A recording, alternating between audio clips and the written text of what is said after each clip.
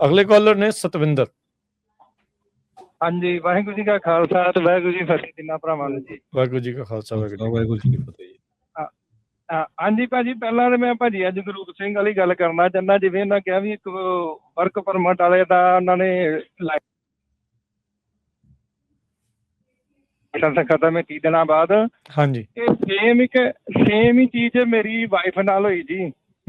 ਉਹਨਾਂ ਨੂੰ ਵੀ ਲੈਟਰ ਆ ਗਿਆ ਵੀ 30 ਦਿਨਾਂ ਬਾਅਦ ਤੁਹਾਡਾ ਲਾਇਸੈਂਸ ਤੁਹਾਡਾ ਸਸਪੈਂਡ ਹੈ ਵੀ।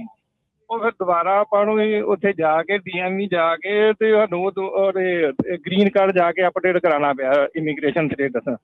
ਤੇ ਰੈਗੂਲਰ ਲਾਇਸੈਂਸ ਸੀ, ਕਾਰ ਵਾਲਾ ਲਾਇਸੈਂਸ ਸੀ? ਹਾਂਜੀ, ਕਾਰ ਦਾ ਹੀ ਸੀ। ਹਾਂਜੀ ਹਾਂਜੀ। ਤੇ ਦੂਸਰਾ ਮੈਂ ਭਾਜੀ ਰਮਨ ਨੂੰ ਸਵਾਲ ਪੁੱਛਣਾ ਚਾਹੁੰਦਾ ਵਾ ਵੀ ਮੈਂ ਸਿੰਗਲ ਓਨਰ ਆਪਰੇਟਰ ਹਾਂ ਤੇ ਜਿਹੜਾ ਮੇਰਾ ਬ੍ਰਦਰ ਹੈ ਉਹ ਵੀ ਸਿੰਗਲ ਓਨਰ ਆਪਰੇਟਰ ਹੈ। ਉਹ ਡਿਸਪੈਚ ਕਿਸੇ ਕੋਲ ਲੈਂਦਾ ਤੇ ਦੋਵੇਂ ਹੀ ਸੇਮ ਹੀ ਜਗ੍ਹਾ ਤੋਂ ਲੋਡ ਚੱਕਣੇ ਆ, ਲਗਭਗ ਸੇਮ ਹੀ ਮਿਲਾਂ ਤੇ ਉਹਦਾ ਔਰ ਮੇਰਾ ਲਗਭਗ 1500 ਤੋਂ 2200 ਤੱਕ ਦੇ ਰੇਟ ਦੇ ਵਿੱਚ ਫਰਕ ਹੈ ਇਸ ਟਾਈਮ। ਕਿਹਦਾ ਜ਼ਿਆਦਾ ਆ ਕਿਹਦਾ ਘੱਟ ਆ? ਮੇਰਾ ਕੋਲ ਡਿਸਪੈਚ ਲੈਂਦਾ ਉਹਦਾ 400-500 ਵਾਪਸੀ ਦਾ ਵੀ ਘੱਟ ਹੈ ਤੇ ਇਧਰੋਂ ਮਿਡ ਈਸਟ ਨੂੰ ਜਾਣ ਲੱਗੇ ਇਧਰੋਂ ਵੀ 1500 ਤੋਂ 2200 ਤੱਕ ਦਾ ਫਰਕ ਹੈ। ਇਹਨੂੰ ਟਰੱਕਿੰਗ ਨਹੀਂ ਰਮਨ ਜੀ, ਇਹਨੂੰ ਟਰੱਕਿੰਗ ਦੀ ਕਨਵੀਨੀਅੰਸ ਫੀਸ ਤੇ ਨਹੀਂ ਕਹਿੰਦੇ?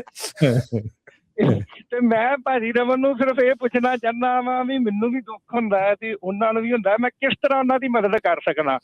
ਲੀਜ਼ ਤੇ ਉਹਨਾਂ ਨੂੰ ਸਿਖਾਓ, ਜੋ ਤੁਸੀਂ ਕਰਦੇ ਹੋ ਉਹੀ ਉਹ ਕਰਨ। ਸਿਖਾਓ ਉਹਨੂੰ ਆਪਣੇ ਵਾਲੀਆਂ। ਇਹ ਨਾ ਕਰਿਓ ਵੀ ਹੁਣ ਤੁਸੀਂ ਆਪ ਦੇ ਨਾਂ ਤੇ ਲੋਡ ਲੈ ਕੇ ਉਹਨਾਂ ਨੂੰ ਨਾ ਦੇਣ ਲੱਗ ਜਾਓ, ਬਸ ਸਿਰਫ ਉਹਨਾਂ ਨੂੰ ਸਿਖਾਓ ਉਹਨਾਂ ਦੇ ਨਾਂ ਤੇ ਉਹਨਾਂ ਨੇ ਲੋਡ ਕਿੱਦਾਂ ਲੈਣੇ ਆ।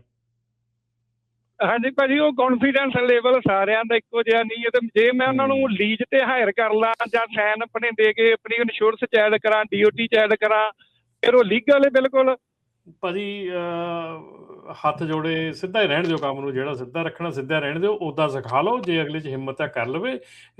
ਕੱਲ੍ਹ ਨੂੰ ਫਿਰ ਮੈਂ ਤੇਰਾ ਬਾਈ ਤੂੰ ਮੇਰਾ ਬਾਈ ਕਾਂਟਰੈਕਟ 'ਚ ਆਪਣਾ ਰਿਸ਼ਤਾ ਵੀ ਜਾਂਦਾ ਲੱਗੂਗਾ।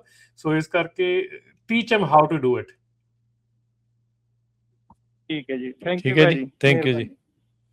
ਰਾਜਕਰਨ, ਇਹ ਬੜੀ ਵੱਡੀ ਗੱਲ ਹੈਗੀ ਆ। ਇਹ ਚੀਜ਼ਾਂ ਜਿਹੜੀਆਂ ਅਜੇ ਸਟਿਲ ਹੋ ਰਹੀਆਂ ਹੈਗੀਆਂ।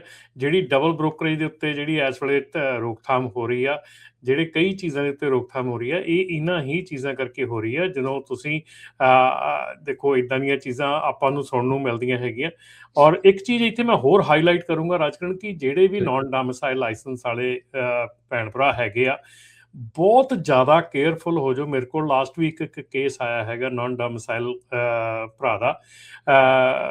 3 ਟਿਕਟਾਂ ਉਹਨੂੰ ਪਹਿਲਾਂ ਮਿਲੀਆਂ ਹੈਗੀਆਂ ਤੇ ਉਹਦਾ ਲਾਇਸੈਂਸ ਜਿਹੜਾ ਸੀ 2 ਮਹੀਨੇ ਲਈ ਸਸਪੈਂਡ ਕੀਤਾ। ਖੁਸ਼ਕਿਸਮਤ ਇਹ ਕਿ 2 ਮਹੀਨੇ ਬਾਅਦ ਉਹਨਾਂ ਨੇ ਲਾਇਸੈਂਸ ਵਾਪਸ ਦੇ ਦਿੱਤਾ।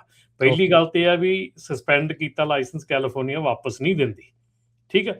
ਸੋ 2-3 ਟਿਕਟਾਂ ਲੈ ਲਈਆਂ, ਉਹਦੇ ਨਾਲ ਸਸਪੈਂਡ ਹੋ ਗਿਆ ਲਾਇਸੈਂਸ। ਉਹਨਾਂ ਨੇ 2 ਮਹੀਨੇ ਸਸਪੈਂਡ ਕਰਕੇ ਵਾਪਸ ਦੇ ਦਿੱਤਾ। 3 ਟਿਕਟਾਂ ਫਿਰ ਲੈ ਲਈਆਂ, ਠੀਕ ਆ।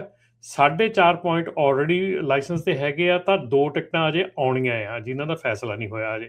ਸੋ ਹੁਣ 6 ਮਹੀਨੇ ਲਈ ਲਾਇਸੈਂਸ ਉਹਦਾ ਸਸਪੈਂਡ ਕਰਤਾ। ਸੋ ਮੈਂ ਇਹ ਸਿਰਫ ਇਸ ਕਰਕੇ ਦੱਸੀ ਆ ਕਿ ਇਹੋ ਜਿਹੀਆਂ ਗਲਤੀਆਂ ਨਾ ਕਰੋ ਜਿਹਦੇ ਨਾਲ ਕਿ ਤੁਹਾਡੀ ਜ਼ਿੰਦਗੀ, ਤੁਹਾਡਾ ਜਿਹੜਾ ਕਰੀਅਰ, ਤੁਹਾਡਾ ਸਾਰਾ ਕੁਝ ਜਿਹੜਾ ਖਤਰੇ 'ਚ ਪੈ ਜਾਵੇ।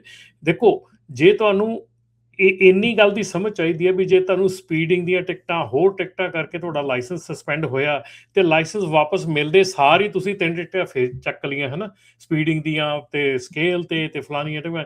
ਸੋ ਥੋੜ੍ਹਾ ਜਿਹਾ ਕੇਅਰਫੁਲ ਹੋ ਜਾਓ, ਥੋੜ੍ਹਾ ਜਿਹਾ ਧਿਆਨ ਨਾਲ ਕੰਮ ਕਰੋ, ਕੰਮ ਨੂੰ ਕੰਮ ਸਮਝ ਕੇ ਕਰੋ। ਅਸੀਂ ਬਾਰ-ਬਾਰ ਇਹ ਗੱਲ ਕਰਦੇ ਹਾਂ, ਇੱਥੇ ਸਾਡੇ ਕੋਲ ਵੀ ਆਫਿਸ ਦੇ ਵਿੱਚ ਬਹੁਤ ਮੁੰਡੇ ਆਉਂਦੇ ਆ ਜਿਹੜੇ ਨਾਨ ਡੋਮਿਸਾਈਲ ਆ, ਔਰ ਇੰਨੀ ਕਾਹਲੀ 'ਚ ਹੁੰਦੇ ਆ, ਇੰਨੀ ਮਤਲਬ ਕਿ ਉਹਨਾਂ ਨੂੰ ਹੁੰਦੀ ਆ ਕਿ ਫਟਾਫਟ ਮੈਨੂੰ ਕਰ ਦਿਓ, ਹੁਣੇ ਕਰ ਦਿਓ, ਹੁਣੇ ਜਾਣਾ ਹੈ ਨਾ। ਵੀ ਮਤਲਬ ਤੁਸੀਂ ਥੋੜ੍ਹਾ ਜਿਹਾ ਇਸ ਚੀਜ਼ ਨੂੰ ਇਹ ਸੋਚਣਾ ਚੱਲੋ ਵੀ ਭਾਈ ਇਹ ਕੰਮ ਜਿਹੜਾ ਹੈਗਾ ਮੇਰਾ ਕਰੀਅਰ ਹੈਗਾ। ਜੇ ਮੈਂ ਗਲਤੀਆਂ ਕਰਕੇ ਮੈਨੂੰ ਕੱਲ੍ਹ ਨੂੰ ਮੇਰਾ ਲਾਇਸੈਂਸ ਜਾਂਦਾ ਲੱਗਾ ਜਾਂ ਮੇਰੀ ਜ਼ਿੰਦਗੀ ਦਾ ਸਾਰਾ ਖਰਚਾ ਪਾਣੀ ਜਿਹੜਾ ਰੁਕ, ਹੁਣ ਉਹਦਾ ਮੁੰਡੇ ਦਾ ਕਾਰ ਦੀ ਉਹਨੂੰ SR22 ਫਾਈਲ ਕਰਕੇ ਇੰਸ਼ੋਰੈਂਸ ਕਰਾਉਣੀ ਪੈਣੀ ਆ, ਪਰ 6 ਮਹੀਨੇ ਕਾਰ ਦੀਆਂ ਪੇਮੈਂਟਾਂ ਵੀ ਦੇਣੀਆਂ, ਇੰਸ਼ੋਰੈਂਸ ਦੇਣੀ, ਪਰ ਕਾਰ ਚਲਾ ਨਹੀਂ ਸਕਦਾ, ਠੀਕ ਹੈ ਨਾ।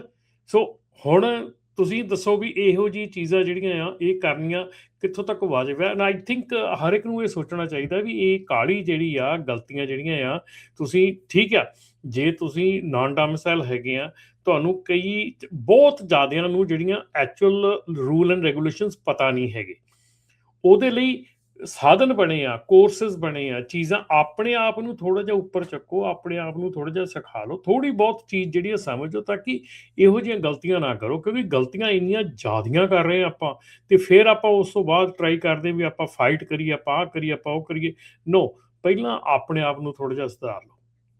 ਜੀ, ਥੈਂਕ ਯੂ ਜੀ।